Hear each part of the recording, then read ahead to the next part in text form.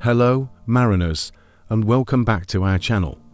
Today, we're diving deep into a critical skill for every modern navigator, cross-verifying your position on ECDIS. We all know ECDIS is a game changer, but relying on a single source of information can be a recipe for disaster.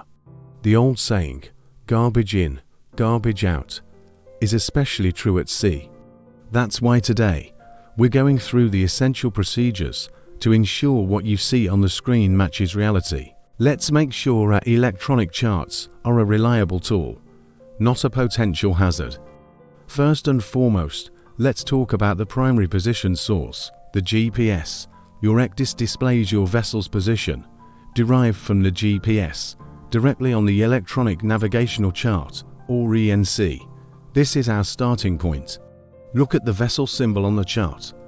Does its location make sense in the context of your passage plan? Is it where you expect to be? While it's our primary input, we never trust it blindly. We must treat the GPS position with professional skepticism until we've proven it correct through other means.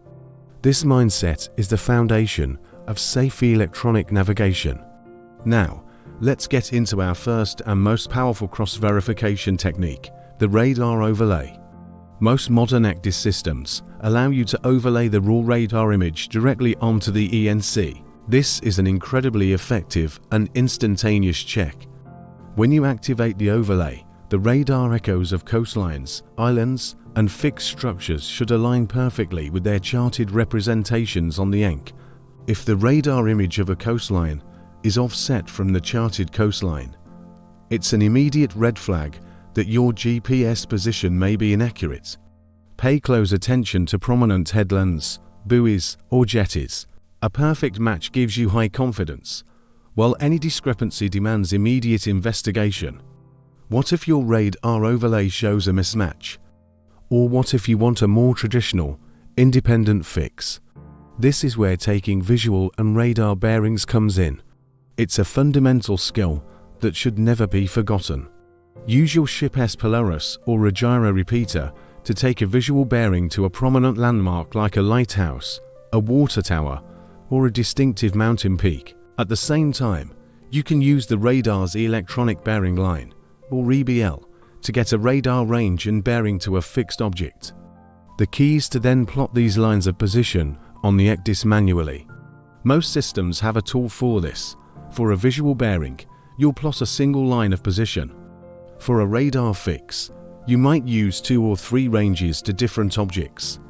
Once you've taken your bearings and ranges, you need to plot them to create a fix. Let's say you've taken bearings to 3 lighthouses.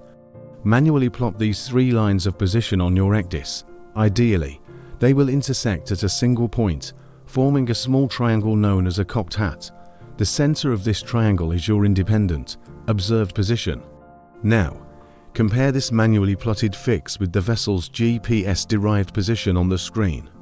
Are they in the same spot? If your manually plotted fix is 200 meters north of your GPS position, you have a clear discrepancy.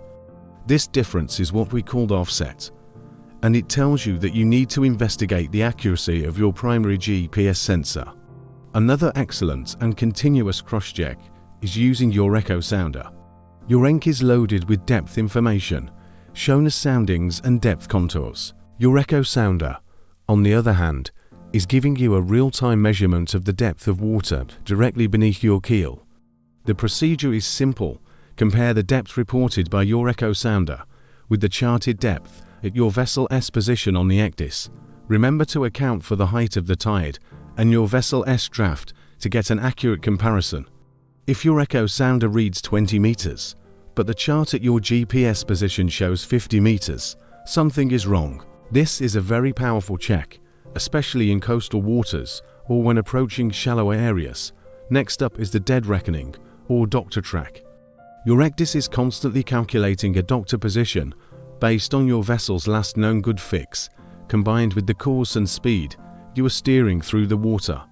This is essentially where the ECDIS asterisk thinks asterisk you should be, independent of the GPS input.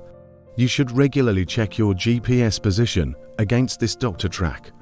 Are they consistent? If your GPS position suddenly jumps a significant distance away from the projected drive track without any corresponding change in your course or speed, it could indicate a GPS error.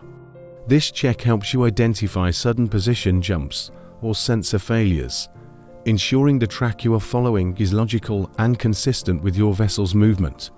Now, what do we do with all this information? We document it, maintaining an accurate and detailed logbook, not just good practice.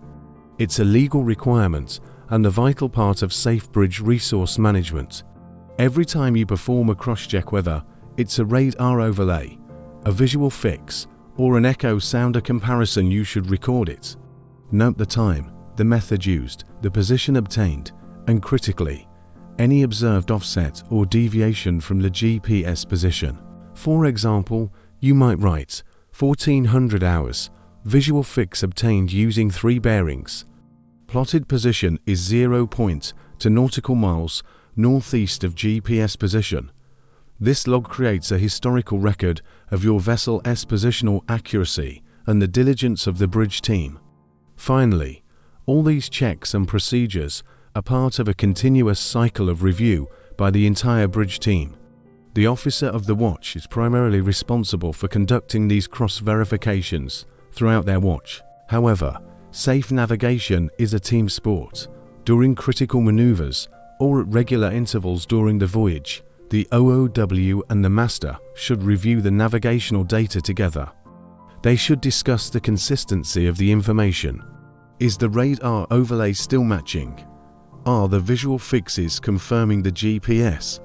Does the echo sounder reading make sense? This collaborative review ensures that more than one person is verifying the vessel's position, which significantly reduces the risk of human error or over-reliance on a single piece of equipment.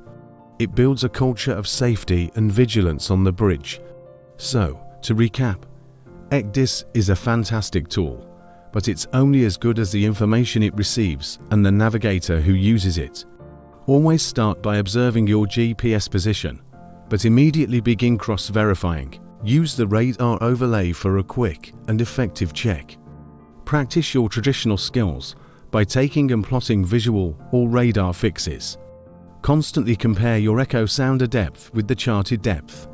Monitor the consistency of your doctor track. Document everything meticulously in your logbook.